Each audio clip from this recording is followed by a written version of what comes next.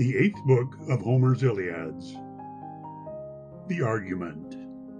When Jove to all the gods had given command that none to either host should helpful stand, to Ida he descends, and sees from thence Juno and Pallas haste the Greeks' defence, whose purpose his command, by Iris given, doth intervent. Then came the silent even, when Hector charged fires should consume the night, lest Greeks in darkness took suspected flight. Another argument. In Theta, gods a council have, Troy's conquest, glorious Hector's brave. The cheerful lady of the light, decked in her saffron robe, dispersed her beams through every part of this enflowered globe, when thundering Jove a court of gods assembled by his will, in top of all the topful heights that crown the Olympian hill. He spake, and all the gods gave ear. Hear how I stand inclined, that god nor goddess may attempt to infringe my sovereign mind, but all give suffrage, that with speed I may these discords end. What god soever I shall find endeavor to defend, or Troy or Greece, with wounds to heaven he, shamed, shall reascend.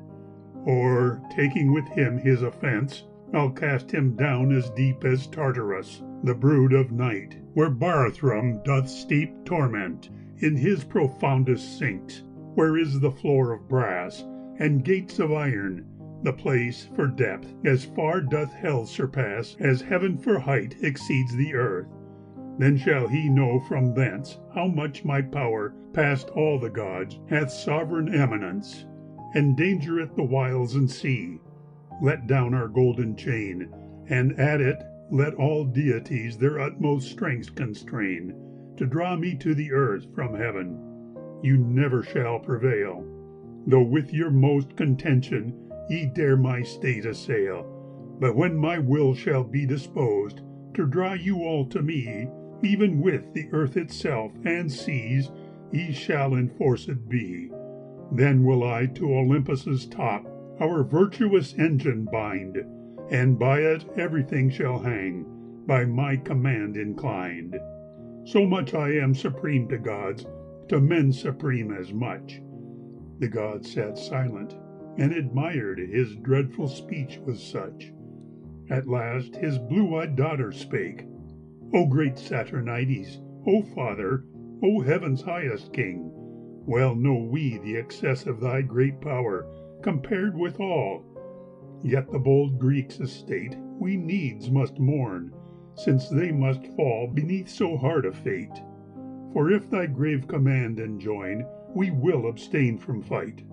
But to afford them such advice as may relieve their plight, we will, with thy consent, be bold, that all may not sustain the fearful burthen of thy wrath, and with their shames be slain. He smiled and said, Be confident, thou art beloved of me.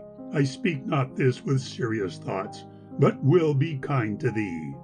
This said, his brass-hoofed winged horse he did to chariot bind, whose crests were fringed with manes of gold, and gold garments shined on his rich shoulders. In his hand he took a golden scourge, divinely fashioned, and with blows their willing speed did urge, midway twixt earth and heaven. To Ida then he came, abounding in delicious springs, and nurse of beasts untamed, where on the mountain Gargarus men did a fane erect, to his high name, and altars sweet, and there his horse he checked, dissolved them from his chariot, and in a cloud of jet he covered them, and on the top took his triumphant seat, beholding Priam's famous town, and all the fleet of Greece. The Greeks took breakfast speedily, and armed at every piece. So Trojans, who, though far fewer, yet all to fight took arms, dire need enforced them to avert their wives and children's harms. All gates flew open, all the host did issue, foot and horse, in mighty tumult. Straight one place adjoined each adverse force. Then shields with shields met, darts with darts, strength against strength opposed. The boss-piked targets were thrust on, and thundered as they closed, in mighty tumult, groan for groan, and breath for breath did breathe, of men then slain and to be slain. Earth flowed with fruits of death. While the fair morning's beauty held, the day increased in height. Their javelins mutually made death transport an equal freight. But when the hot meridian point bright Phoebus did ascend, then Jove his golden balances did equally extend, and of long rest conferring death put into bitter fates for Troy and Greece. He held the midst. The day of final dates fell on the Greeks. The Greeks' hard lot sunk to the flowery ground. The Trojans leapt as high as heaven. Then did the claps resound of his fierce thunder. Lightning leapt amongst each Grecian troop. The sight amazed them. Pallid fear made boldest stomachs stoop. Then Idomen durst not abide. Atrides went his way, and both the Ajaces. Nestor yet against his will did stay, that grave protector of the Greeks. For Paris with a dart enraged one of his chariot horse. He smote the upper part of all his skull, even where the hair that made his foretop sprung. The hurt was deadly, and the pain so sore the courser stung, pierced to the brain, he stamped and plunged. One on another bears, and tangled round about the beam.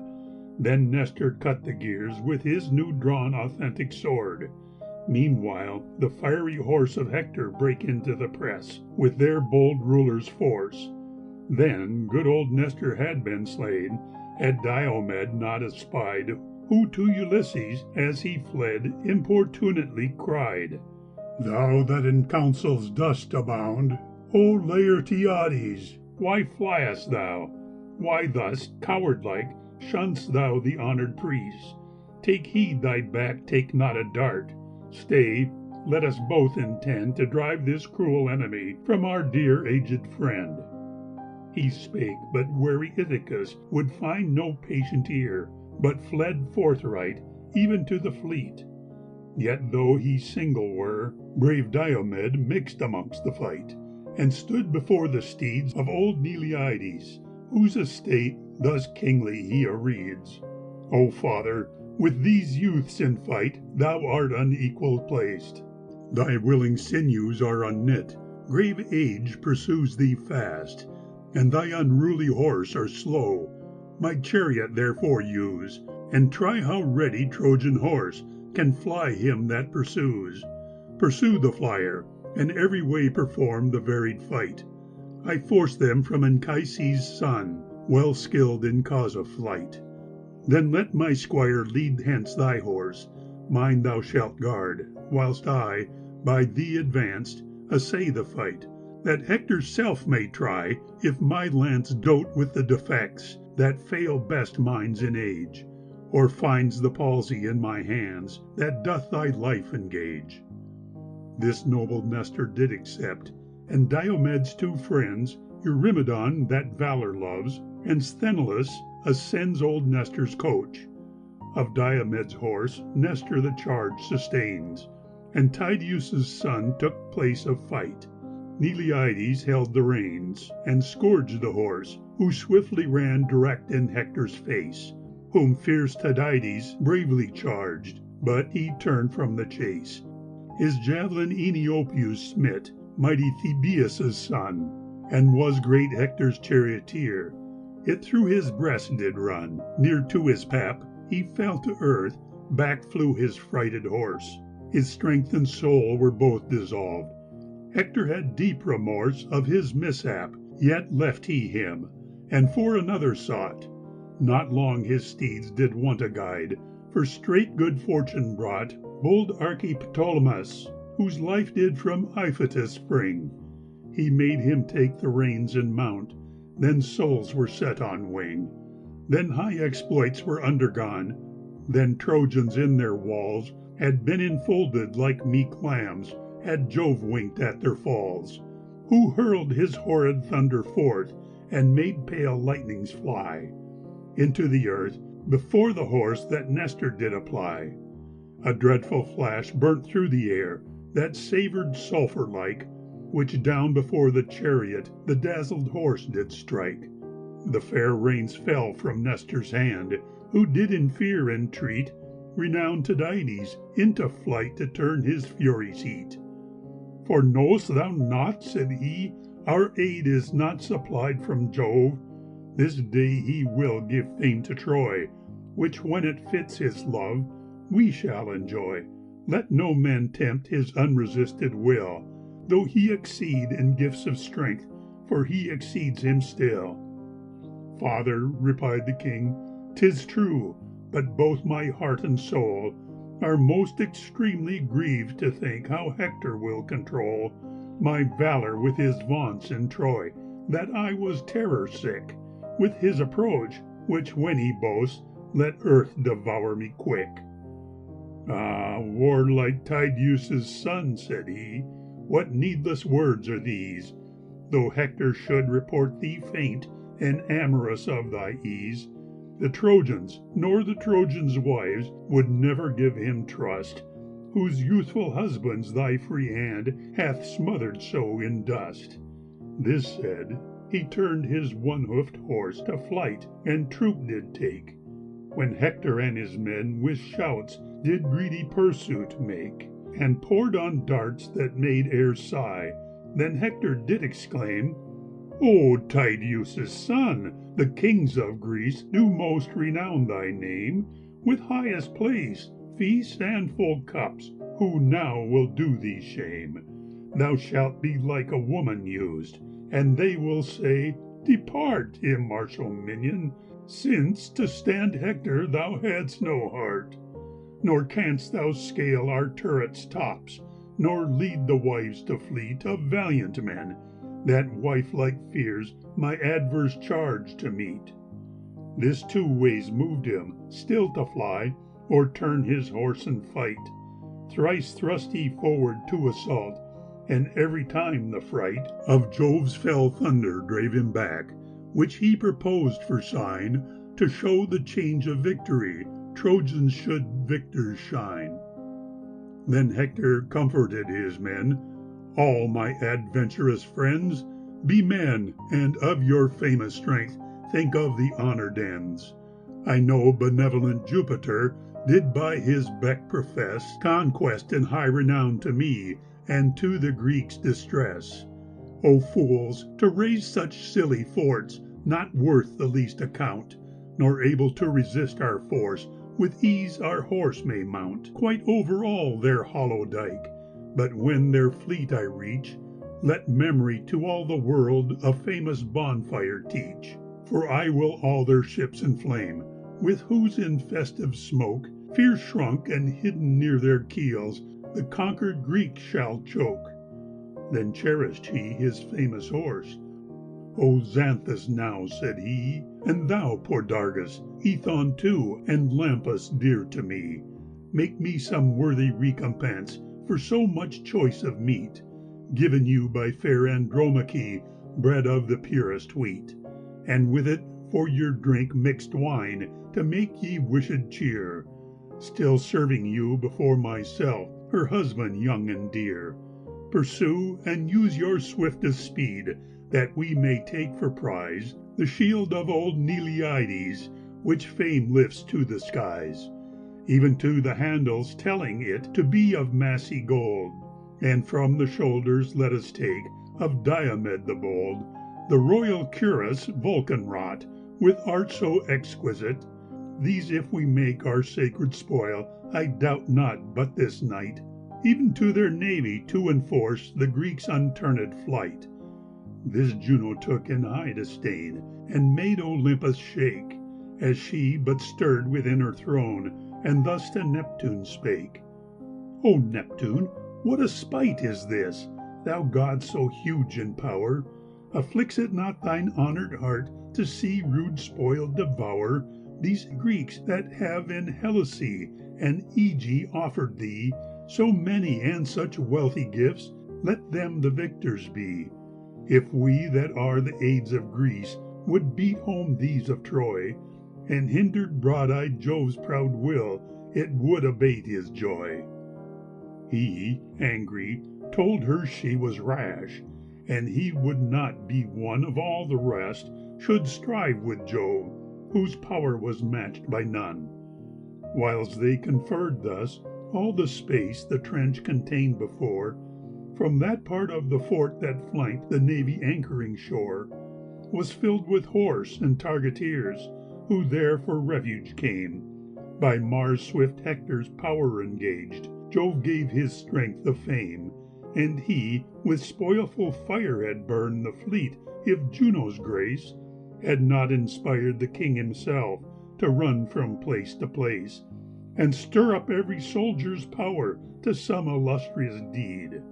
First, visiting their leaders' tents, his ample purple weed he wore, to show all who he was, and did his station take at wise Ulysses' sable barks, that did the battle make of all the fleet, from whence his speech might with more ease be driven to Ajax and Achilles' ships, to whose chief charge were given the vanguard and the rearguard both for their force of hand and trusty bosoms.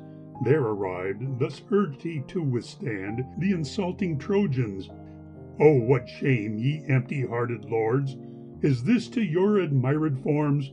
Where are your glorious words, in Lemnos vaunting you the best of all the Grecian host? We are the strongest men, ye said, we will command the most, eating most flesh of high-horned beeves, and drinking cups full crowned. And every man 100 foes, 200 will confound. Now all our strength, dared to our worst, one Hector cannot tame, who presently with horrid fire will all our fleet inflame. O Father Jove, hath ever yet thy most unsuffered hand afflicted with such spoil of souls the king of any land, and taken so much fame from him, when I did never fail, since under most unhappy stars this fleet was under sail?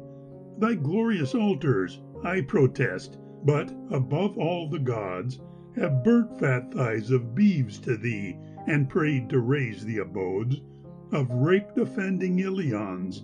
Yet grant, almighty Jove, one favour, that we may at least with life from hence remove, not under such inglorious hands, the hands of death employ.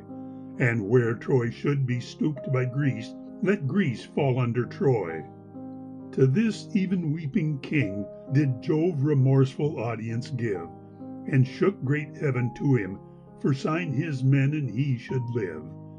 Then quickly cast he off his hawk, the eagle prince of air, that perfects his unspotted vows, who seized in her repair a suckling hind-calf, which she trussed in her enforcive seers, and by Jove's altar let it fall amongst the amazed peers, where the religious archive kings with sacrifice did please the author of all oracles, divine Saturnides. Now, when they knew the bird of Jove, they turned courageous head. When none, though many kings put on, could make his vaunt, he led Tydides to renewed assault, or issued first the dike, or first did fight, but far the first, stone dead his lance did strike, armed Agelaus, by descent surnamed Phragmonides. He turned his ready horse to flight, and Diomed's lance did seize his back betwixt his shoulder blades, and looked out at his breast. He fell, and his arms rang his fall. The Atrides next addressed themselves to fight. The Ajaces next with vehement strength endued, Idomeneus and his friend stout Merion next pursued, and after these Eurypylus, Evaemon's honoured race. The ninth, with backward wreathed bow, had little Teucer place. He still fought under Ajax's shield, who sometimes held it by, and then he looked his object out, and let his arrow fly, and whomsoever in the press he wounded, him he slew. Then under Ajax' sevenfold shield he presently withdrew. He fared like an unhappy child that doth to mother run for succour, when he knows full well he some shrewd turn hath done. What Trojans then were to their deaths by Teucer's shaft impressed, Hapless Orsilochus was first, Ormenus, Opheltus, Deter and hardy Chromius, and Lycophon divine, and Amopaon that did spring from Polyemon's line, and Menalippus, all on heaps he tumbled to the ground. The king rejoiced to see his shafts the Phrygian ranks confound, who straight came near and spake to him, O Teucer, lovely man, strike still so sure, and be a grace to every Grecian, and to thy father Telamon, who took thee kindly home, although not by his wife his son, and gave thee foster room. Even from thy childhood then to him, though far from hence removed, make good fame reach, and to thyself I vow what shall be proved. If he that dreadful aegis bears, and Pallas grant to me the expungements of well-builded Troy, I first will honor thee, next to myself with some rich gift, and put it in thy hand, a 3-foot vessel that for grace in sacred fanes doth stand, or 2 horse and a chariot, or else a lovely dame, that may ascend on bed with thee, and amplify thy name. Teucer right nobly answered him, Why, most illustrate king, I being thus forward of myself, dost thou adjoin a sting? Without which all the power I have, I cease not to employ. For from the place where we repulse the Trojans towards Troy, I all the purple field have strewed, with one or other slain. 8 shafts I shot, with long steel heads, of which not one in vain. All were in youthful bodies fixed, well skilled in war's constraint. Yet this wild dog, with all my aim, I have no power to taint. This said, another arrow forth from his stiff string he sent, at Hector, whom he longed to wound, but still amiss it went.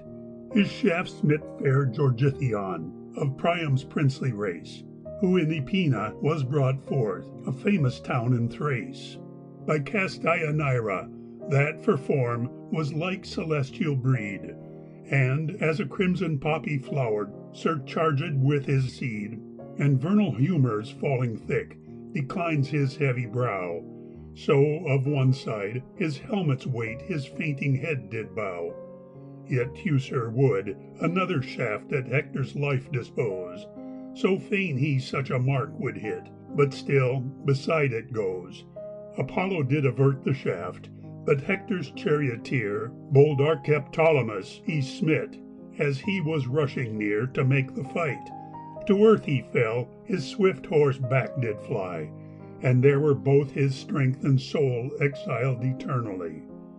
Huge grief for Hector's slaughtered friend pinched in his mighty mind, yet was he forced to leave him there, and his void place resigned to his sad brother, that was by Cebriones, whose ear receiving Hector's charge, he straight the weighty reins did bear, and Hector from his shining coach with horrid voice leaped on, to wreak his friend on Teucer's hand, and up he took a stone, with which he at the archer ran, who from his quiver drew a sharp-piled shaft, and knocked it sure, but in great Hector flew, with such fell speed that in his draught his right shoulder strook, where twixt his neck and breast the joint his native closure took. The wound was wondrous full of death, his string in sunder flees, his numbed hand fell strengthless down, and he upon his knees. Ajax neglected not to aid his brother thus depressed, but came and sapped him with his shield, and 2 more friends addressed to be his aid, took him to fleet, Mecisteus, Echius' son, and gay Alastor. Teucer sighed for all his service done, then did Olympius with fresh strength the Trojan powers revive, who to their trenches once again the troubled Greeks did drive. Hector brought terror with his strength, and ever fought before, as when some highly stomached hound that hunts a sylvan boar, or kingly lion, loves the haunch, and pinches oft behind, bold of his feet, and still observes the game to turn inclined. Not utterly dissolved in flight, so Hector did pursue, and whosoever was the last he ever did subdue. They fled, but when they had their dike and palisadoes passed, a number of them put to sword, at ships they stayed at last.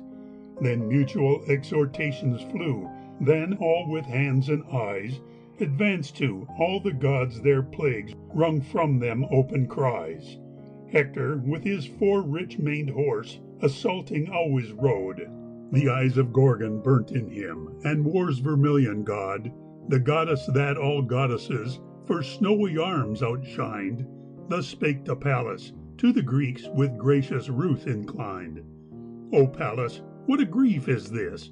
Is all our succour past to these our perishing Grecian friends, at least withheld at last, even now, when one man's violence must make them perish all, in satisfaction of a fate so full of funeral. Hector Priomedes now raves, no more to be endured, that hath already on the Greeks so many harms inured. The azure goddess answered her, This man hath surely found his fortitude and life dissolved, even on his father's ground, by Grecian valor, if my sire, infested with ill moods, did not so dote on these of Troy, too jealous of their bloods. And ever an unjust repulse stands to my willing powers, little remembering what I did, in all the desperate hours, of his affected Hercules, I ever rescued him, in labors of Eurystheus, untouched in life or limb, when he, heaven knows, with drowned eyes, looked up for help to heaven, which ever, at command of Jove, was by my suppliants given. But had my wisdom reached so far to know of this event, when to the solid ported depths of hell his son was sent, to hail out hateful Pluto's dog from darksome Erebus, he had not scaped the streams of Styx, so deep and dangerous. Yet Jove hates me, and shows his love in doing Thetis' will, that kissed his knees and stroked his chin, prayed and importuned till that he would honor with his aid her city-raising son. Displeased Achilles, and for him our friends are thus undone. But time shall come again when he, to do his friends some aid, will call me his Glaucopides, his sweet and blue-eyed maid. Then harness thou thy horse for me, that his bright palace gates I soon may enter, arming me to order these debates. And I will try if Priam's son will still maintain his cheer, when in the crimson paths of war I dreadfully appear. For some proud Trojans shall be sure to nourish dogs and fowls, and pave the shore with fat and flesh, deprived of lives and souls. Juno prepared her horse, whose manes ribbons of gold enlaced. Pallas her party-collared robe on her bright shoulders cast, divinely wrought with her own hands, in the entry of her sire.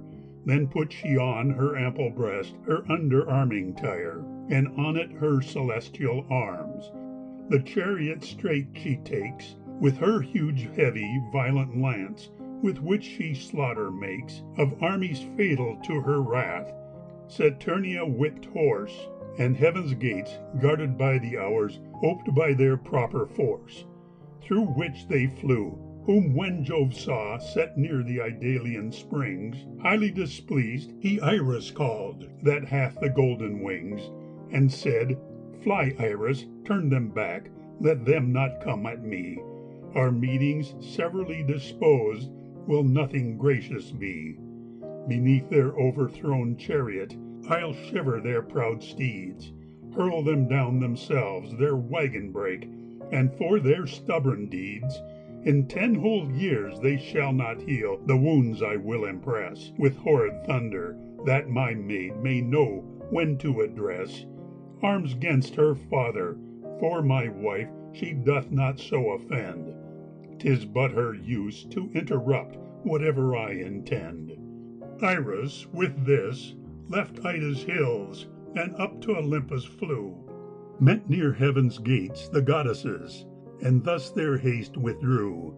What course intend you? Why are you wrapped with your fancy's storm? Jove likes not ye should aid the Greeks, but threats and will perform, to crush in pieces your swift horse beneath their glorious yokes. Hurl down yourselves, your chariot break, and those empoisoned strokes his wounding thunder shall imprint in your celestial parts. In tenfold springs ye shall not cure that she that tames proud hearts. Thyself, Minerva, may be taught to know for what and when thou dost against thy father fight, for sometimes children may with discretion plant themselves against their father's wills, but not where humours only rule in works beyond their skills. For Juno, she offends him not, nor vexeth him so much, for 'tis her use to cross his will, her impudence is such. The habit of offence in this she only doth contract, and so grieves or incenseth less, though ne'er the less her fact. But thou most griev'st him, dogged dame, whom he rebukes in time, lest silence should pervert thy will, and pride too highly climb. In thy bold bosom, desperate girl, if seriously thou dare, lift thy unwieldy lance 'gainst Jove, as thy pretences are. She left them, and Saturnia said, Ah me, thou seed of Jove, by my advice we will no more unfit convention move. With Jupiter, for mortal men, of whom let this man die, and that man live, whoever he pursues with destiny.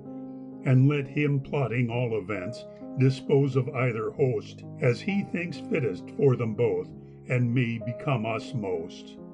Thus turned she back, and to the hours her rich-maned horse resigned, who them to mortal mangers bound, the chariot they inclined, beneath the crystal walls of heaven, and they in golden thrones consorted other deities, replete with passions.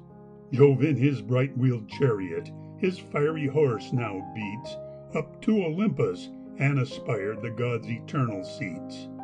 Great Neptune loosed his horse, his car upon the altar placed, and heavenly linen coverings did round about it cast.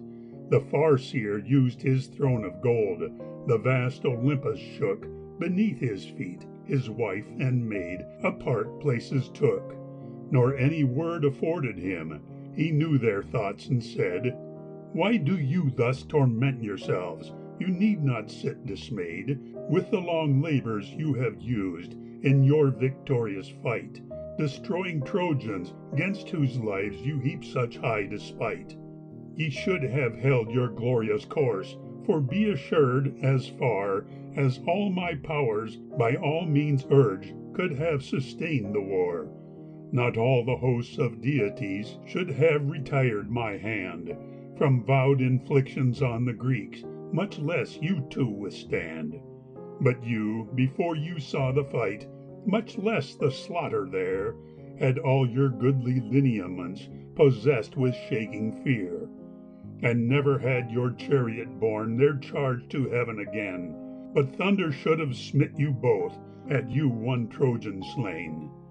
Both goddesses let fall their chins upon their ivory breasts, set next to Jove, contriving still afflicted Troy's unrests. Pallas for anger could not speak, Saturnia, contrary, could not for anger hold her peace, but made this bold reply. Not to be suffered, Jupiter, what needs thou still enforce thy matchless power? We know it well, but we must yield remorse to them that yield us sacrifice, nor needst thou thus deride our kind obedience, nor our gifts, but bear our powers applied to just protection of the Greeks, that anger tomb not all in Troy's foul gulf of perjury, and let them stand should fall. Grieve not, said Jove, at all done yet, for if thy fair eyes please, this next red morning they shall see the great Saturnides bring more destruction to the Greeks, and Hector shall not cease till he have roused from the fleet swift-foot Aeacides. In that day, when before their ships, for his Patroclus slain, the Greeks in great distress shall fight, for so the fates ordain. I weigh not thy displeased spleen, though to the extremest bounds of earth and seas it carry thee, where endless night confounds.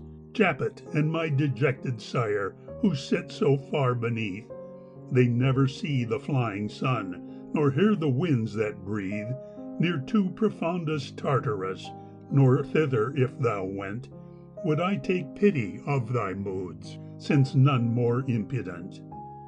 To this she nothing did reply, and now Sol's glorious light fell to the sea, and to the land drew up the drowsy night.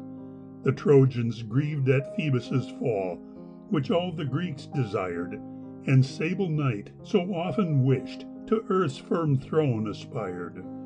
Hector, intending to consult near to the gulfy flood, far from the fleet, led to a place pure and exempt from blood the Trojans' forces. From their horse all lighted, and did hear the oration Jove-loved Hector made, who held a goodly spear, 11 full cubits long, the head was brass, and did reflect a wanton light before him still, it round about was decked with strong hoops of new burnished gold. On this he leaned and said, Hear me, my worthy friends of Troy, and you our honored aid. A little since I had conceit we should have made retreat by light of the inflamed fleet, with all the Greeks as cheat. But darkness hath prevented us, and saft with special grace these archives and their shore-hailed fleet. Let us then render place to sacred night, our suppers dress, and from our chariot free our fair-maned horse, and meet them well. Then let their convoy be from forth the city presently, oxen and well-fed sheep, sweet wine and bread, and fell much wood, that all night we may keep plenty of fires, even till the light bring forth the lovely morn, and let their brightness glaze the skies, that night may not suborn the Greeks escape, if they for flight the sea's broad back would take. At least they may not part with ease, but as retreat they make, each man may bear a wound with him to cure when he comes home, made with a shaft or sharpened spear, and others fear to come with charge of lamentable war 'gainst soldiers bred in Troy. Then let our heralds through the town their offices employ, to warn the youth, yet short of war, and time white fathers past, that in our God-built towers they see strong courts of guard be placed about the walls, and let our dames, yet flourishing in years, that having beauties to keep pure, are most inclined to fears. Since darkness in distressful times more dreadful is than light, make lofty fires in every house, and thus the dangerous night held with strong watch, if the enemy have ambuscados laid near to our walls, and therefore seem in flight the more dismayed, intending a surprise while we are all without the town. They every way shall be impugned to every man's renown.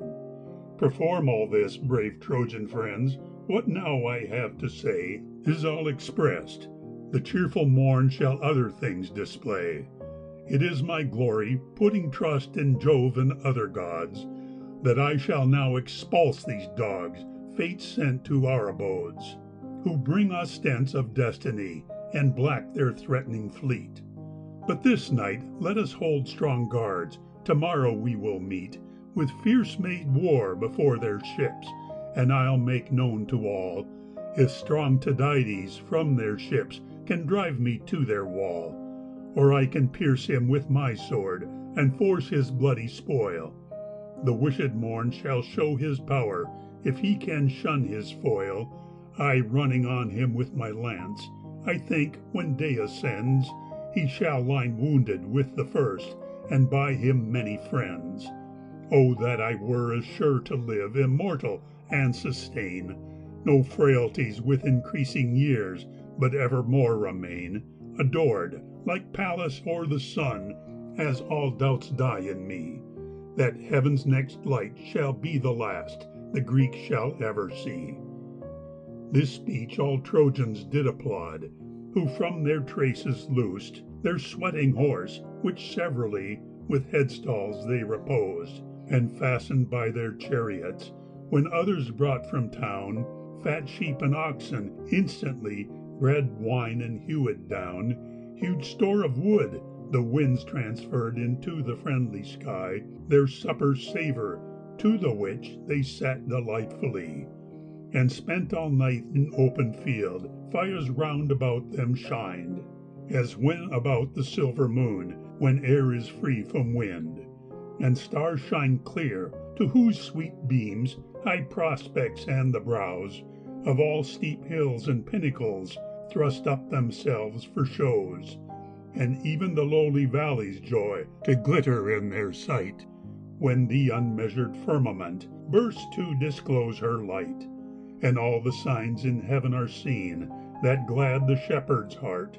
So many fires disclose their beams, made by the Trojan part, before the face of Iliad, and her bright turrets showed 1,000 courts of guard-kept fires, and every guard allowed 50 stout men, by whom their horse ate oats and hard white corn, and all did wishfully expect the silver-throned morn.